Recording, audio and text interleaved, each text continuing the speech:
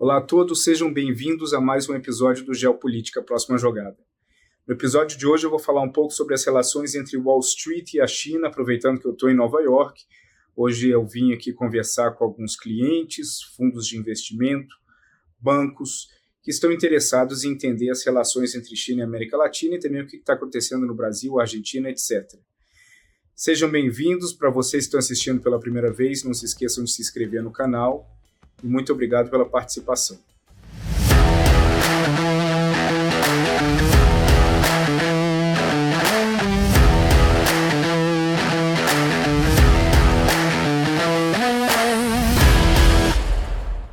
Bom, como vocês sabem, as relações entre Estados Unidos e China estão bem mais ou menos, né? Existem várias dificuldades, tensões crescentes, riscos de eventuais conflitos no Mar do Sul da China, crescimento militar no Oceano Índico e, num resumo, recapitulando coisas que eu já falei em outros vídeos, nós sabemos que esse embate entre China e Estados Unidos ele é dividido em algumas categorias. Existem hoje aproximadamente 6 áreas onde Estados Unidos e China disputam de uma forma ou de outra. Essas áreas elas podem ser qualificadas como os campos de batalha onde os dois países disputam influência, hegemonia, comércio, alianças, territórios, credibilidade e legitimidade. Para citar algumas, comercial, econômica, política, tecnológica, conceitual, visão de mundo de cada um. Então, essas tensões elas são muito contínuas e frequentes e isso acaba dominando o noticiário todos os dias. Agora, o que é interessante é que Wall Street e os principais bancos localizados aqui em Nova York, eles estão vivendo uma relação muito positiva com a China. Tá certo? Recentemente nós tivemos o episódio da empresa chinesa Didi e entre outros que também acabaram gerando uma queda muito forte na Bolsa de Nova York por conta das regulações que foram impostas pelo governo de Pequim. Essas regulações que foram impostas, elas acabaram gerando um tremor entre a SEC, que é o órgão que controla as empresas que atuam na Bolsa de Valores americana, e o equivalente chinês. Mas isso não impede que vários bancos americanos, dos maiores, sigam tendo um interesse muito grande na China. E por que eles têm esse interesse muito grande na China? Bom, para começo de conversa, alguns acordos foram feitos entre alguns bancos de Nova York, os principais, e bancos na China, como o Industrial Bank of China, entre outros, onde esses bancos de Nova York eles vão poder gerir a carteira de poupança de vários desses bancos. Isso acontece no momento onde a China está aumentando, como eu mencionei, as regulações em cima das empresas, principalmente de tecnologia, e isso acaba também afetando um pouco a percepção que aqui o Wall Street tem sobre China. Não uma preocupação em relação a oportunidades, mas uma preocupação em relação ao inesperado, aos riscos que Pequim pode acabar colocando nas formas como os bancos chineses e as empresas atuam. Vou dar um exemplo. Em relação às empresas de tecnologia, onde a China vem fazendo uma pressão muito forte e de intervenção que acabou afetando o valor da Didi, isso acaba representando um dilema muito profundo do Partido Comunista Chinês. Eles têm que escolher um caminho. Um desse caminho seria deixar que essas empresas chinesas elas se expandam pelo mundo, se fixem na Bolsa de Nova York e, consequentemente, na Bolsa de Frankfurt, de Londres, de Paris, etc. Mas isso representaria um menor poder do partido em cima dessas empresas, já que essas empresas estariam amarradas a certos regulamentos de como funciona e auditorias no qual as empresas que estão listadas devem passar. Por um lado, essa expansão dessas empresas chinesas elas podem trazer muitos benefícios para o governo chinês, como, por exemplo, a expansão do que Pequim trata como soft power deles, que é a expansão tecnológica. Na percepção de Pequim, o soft power chinês do século XXI é que cada jovem, adolescente, adulto, tenha um equipamento chinês nas mãos, utilize um aplicativo chinês e isso vai fazer com que a percepção deles em relação à China melhore. Então, essa é a percepção que Pequim tem. Agora, se o governo chinês autorizar que essas empresas ingressem nas bolsas de Nova York, Londres, Frankfurt, da forma que querem, o controle, a intervenção do partido em cima dessas empresas naturalmente cai. Por outro lado, o outro caminho que o partido pode seguir é de uma intervenção maior, ou seja, restringindo a mobilidade de várias dessas empresas de ingressarem em bolsas no mundo, e claro que isso inibiria também a internacionalização dessas empresas e também, principalmente, a profissionalização dessas empresas nos olhos dos investidores aqui em Nova York. Se, por um lado, eles perderiam essa internacionalização, por outro, eles forçariam e aumentariam o controle que eles têm em cima dessa empresa e acabaria, consequentemente, fortalecendo, na percepção deles, o partido. Independente de todas essas regulações que o governo em Pequim está colocando nessas empresas, os bancos americanos eles ainda enxergam uma enorme oportunidade em se relacionar com a China. Mesmo que o diretor do National Security Council, Jake Sullivan, tenha afirmado num artigo na Foreign Affairs que ele não vê com bons olhos essa aproximação tão profunda entre Wall Street e China, isso é algo que é inevitável, acaba acontecendo. Por quê? Porque a oportunidade que os bancos chineses trazem para os bancos americanos, eles são oportunidades que não existem mais nos Estados Unidos. À medida que a China se desenvolveu economicamente, a população mudou a sua relação com o dinheiro. Muitas pessoas começaram a fazer poupanças, a diversificar seus investimentos, investir em ações, investir em fundos, em gestão de ativos, etc.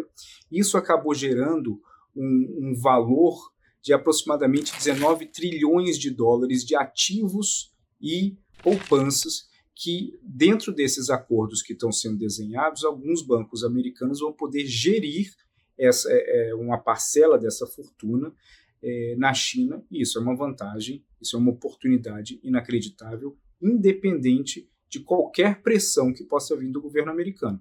A única coisa que poderia frear isso seria algum tipo de sanção, mas Pequim sabe que, atraindo bancos americanos para Pequim, a pressão americana em cima de sanções ela tende a diminuir, pelo menos na área bancária, porque o principal formador de opinião a favor da manutenção dessa relação entre bancos americanos e bancos chineses seriam os próprios bancos americanos em cima do governo americano, inibindo assim que sanções pudessem ser implementadas no futuro próximo. Agora, conversando aqui em Nova York com algum desses bancos, foi muito interessante porque muitos deles tinham a mesma narrativa, que a oportunidade é gigantesca, mas a grande dificuldade é antecipar, poder mensurar o tamanho do risco político que parte de Pequim. Por quê? Porque o processo de tomada de decisão na China é completamente diferente do processo de tomada de decisão nos Estados Unidos, no Brasil, no Panamá, na Inglaterra e na Finlândia. É um processo de tomada de decisão onde, se você não é parte do processo de tomada de decisão, você não sabe o que está acontecendo. Você simplesmente é informado da decisão uma vez que ela já foi tomada. Isso é um tipo de risco para o investidor mortal à medida que ele possa ser cumulativo, ou seja, novas decisões em cima de decisões antigas. Hoje, a balança ainda indica mais oportunidades do que riscos, mas muitos dos especialistas e gestores de algumas carteiras que eu conversei aqui, eles acham que a tendência ao longo dos próximos anos, com as tensões entre Estados Unidos e China aumentando e o governo chinês para manter a força e a solidez do Partido Comunista Chinês internamente, ele vai expandindo as regulações que hoje estão em cima das empresas de tecnologia, podem acabar entrando nas empresas bancárias, e isso também acabaria trazendo um volume de riscos inaceitáveis aqui para Wall Street. Outro ponto também que foi levantado nas conversas aqui é que, à medida que a situação se torna mais tensa em relação a Taiwan, em relação ao Mar do Sul da China, o Oceano Índico, e também questões de direitos humanos, espionagem, etc., o governo americano vai colocar uma pressão muito grande. E colocando essa pressão muito grande, pode chegar num ponto onde os bancos eles vão ter que optar e vão ter uma dificuldade muito grande de manter a narrativa da oportunidade em cima dos riscos, principalmente se o risco para o banco se tornar um risco institucional para o país. Essa transição ela tende a ser lenta, mas não é algo descartável, principalmente quando existem investimentos de longo prazo. A prosperidade econômica na China ela mudou o perfil que um cidadão chinês lida com dinheiro. E a mudança desse perfil ela acaba sendo algo extremamente importante para nós analisarmos daqui por diante e sempre que nós pensarmos em China. A forma como o cidadão ele hoje cuida do seu dinheiro, colocando em poupança, colocando em fundos, investindo em certos ativos, faz com que a percepção dele de risco para o seu próprio investimento mude também. E essa percepção de risco, uma vez que você tem uma internacionalização do setor do mercado financeiro chinês por conta da chegada desses personagens, seja Goldman Sachs, JP Morgan, Merrill Lynch, qualquer um desses bancos, isso acaba afetando a forma como o chinês que tem o seu dinheiro investido enxergue os riscos, a volatilidade e as oportunidades. Cada vez mais que esse mercado crescer na China, a demanda e a expectativa de independência no fluxo de variação e de volatilidade do mercado vai acabar sendo a expectativa daqueles investidores locais. Isso é o pior dos pesadelos para o Partido Comunista Chinês, ou seja, observar um mercado financeiro crescendo de uma forma constante, envolvendo cada vez mais cidadãos chineses, no qual o desejo deles é pela não intervenção governamental nesse mercado. Não intervenção governamental é exatamente o oposto do que o Partido Comunista Chinês acredita para manter a solidez no seu ponto de vista dentro da China. Então, isso é uma escolha muito difícil que a China vai ter que fazer no futuro. Talvez não a China, mas o Partido Comunista Chinês.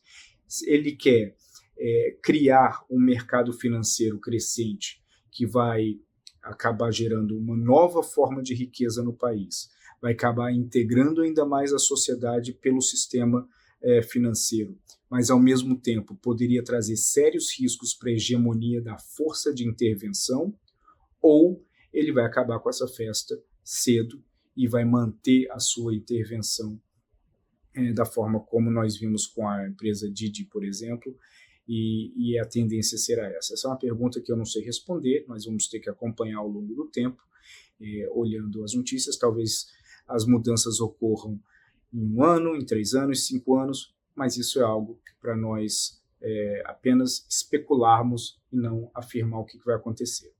Vamos ficar por aqui. Muito obrigado a todos. Deixem seus comentários, suas perguntas e vou voltar nesse tema mais adiante. Daqui a algumas semanas estarei de volta em Nova York e outra vez vou trazer para vocês algumas das percepções do mercado financeiro em relação à China e a outros assuntos importantes na geopolítica global. Um abraço a todos.